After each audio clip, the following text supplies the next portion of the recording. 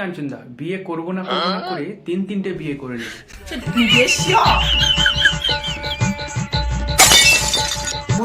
ওর চিংড়ি মাছে অ্যালার্জি আছে, আমি চিংড়ি মাছ খাওয়াটা বন্ধ করে দিচ্ছি। হ্যাঁ বলছি দাদা, সবে তো চিংড়ি খাওয়া বন্ধ হয়েছে, এরপরে আরো অনেক কিছু বন্ধ হবে। Bye bye tata goodbye गया। কি করো, ভালো তো? তো hey guys, welcome to my channel Sylvester রাজ্য। তো বন্ধুগণ, তোমরা টাইটেল আর থাম্বনেল থেকে বুঝে গেছো আজকে ভিডিওটা কাকে নিয়ে হতে চলেছে। আজকে ভিডিওটা কাঞ্চনদাকে নিয়ে হতে চলেছে। হ্যাঁ বন্ধুগণ, কাঞ্চনদার তৃতীয় বিয়ে নিয়ে আজকের এই ভিডিওতে আলোচনা করব। সঠিক শুনছো, কাঞ্চনদার 3 নম্বর বিয়ে। কাঞ্চনদার 3 নম্বর বিয়ে নিয়ে এই ভিডিওতে আলোচনা করব। তো চলো ভিডিওটা শুরু করা যাক। এই ভিডিওটা শুধুমাত্র এন্টারটেনমেন্টের জন্য বানানো হয়েছে। ভিডিওটা দেখবেন, মজা নেবেন আর ভুলে যাবেন। কেউ গায়ে মাখবেন না বাবা। ও বাবা গো আমি আর বিয়ে করব না, ও মা গো আমি আর বিয়ে করব না, এই বলতে বলতে আমাদের কাঞ্চনদা তিনটে বিয়ে করে নিল এই 53 বছর বয়সে। মানে এত অল্প বয়সেও যে একটা বিয়ে করা যায় সেটা চাক্ষুষ প্রমাণ আমাদের কাঞ্চনদা।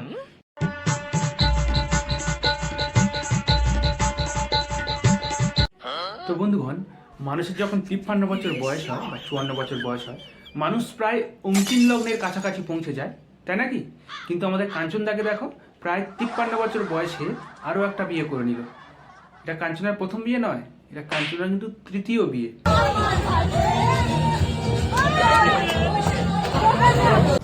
তো বন্ধুগণ, মানুষের তৃতীয় বিয়ে অর্থাৎ 3 নম্বর বিয়ে করার সময়ও এত এক্সাইটেড, এত আনন্দিত হতে পারে, সেটা আমাদেরকে কাঞ্চনদাকে দেখে শেখা উচিত। হ্যাঁ, এত খুশি কাঞ্চনদাকে দেখে আমরা বুঝতে পারছি না কাঞ্চনদা তৃতীয় বিয়ে করছে না প্রথম বিয়ে করছে।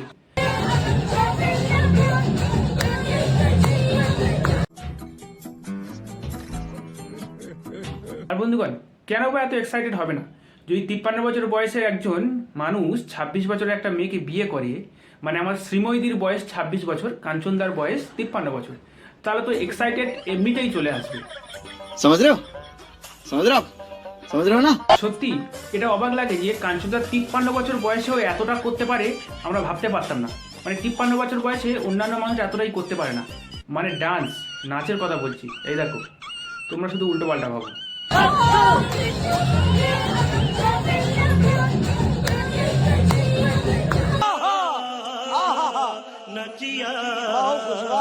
হাতে নাতে তোমাকে ধরেছি। কি করেছি আমি আমার মধ্যে একটা অবোধ শিশু। হ্যাঁ, কি বললে কাঞ্চনদা? কি বললে আরেকবার বলো। কি করেছি আমি আমার মধ্যে একটা অবোধ শিশু। হ্যাঁ কাঞ্চনদা, তুমি কিছুই করনি। তুমি এতটাই অবোধ যে 3 বার বিয়ে করে 3 বার ফুলসজ্জাও করে ফেললে।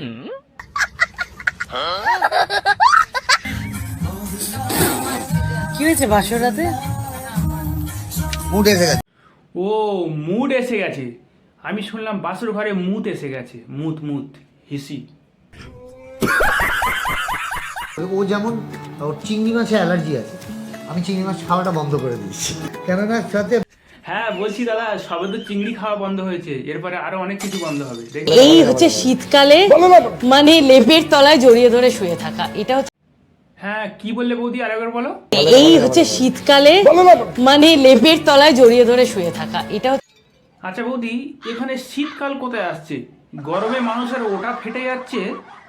ওটা মানে যারা ন্যাড়া হয়েছে টাক, মানে আমার এই টাকের কথা বলছি, গরমে টাক ফেটে যাচ্ছে, বলছে কিনা শীতকাল। ও, এবার বুঝলাম। মানে বিয়ের আগে যে শীতকাল চলে গেছে, সেই শীতকালের সময় কাঞ্চনদা বৌদিকে লেপের তলায় জড়িয়ে ধরে শুয়েছিল, সেটা বিয়ের পর বলছে। তো বন্ধুগণ, কাঞ্চনদার বিয়ের ঘটনা কিছু শুনলাম। এবার বিয়ের আগে ঠিক কী হয়েছিল সেই বিষয়টা একটু আমি বলবো। সেটা একটু, কাঞ্চনদা যখন বিয়ের আগে, কাঞ্চনদার দ্বিতীয় বউ অর্থাৎ পিঙ্কিদি যখন কাঞ্চনদার এই আলুর দোষটা ধরে ফেলেছিল, তখন ঠিক সেই সময় কাঞ্চনদা এবং আমাদের শ্রীময়ীদি কি বলেছিল সেটা আজকে শুনে নেব। তো কি আশ্চর্য ব্যাপার, যে সমস্ত অভিযোগ আমার প্রতি করা হচ্ছে, अच्छा শ্রীময়ী বলে একটি নবাগতা অভিনেত্রী, সে বেচারা সাথে নেই হ্যাঁ আমরা দেখতে পাচ্ছি।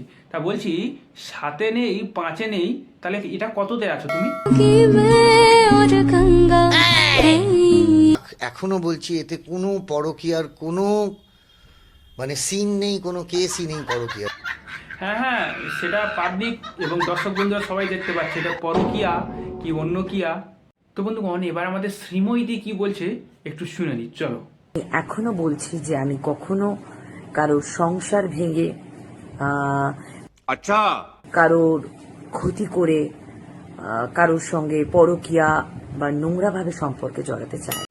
আচ্ছা, তবে এটা কি করে হলো? মানে বিয়ে?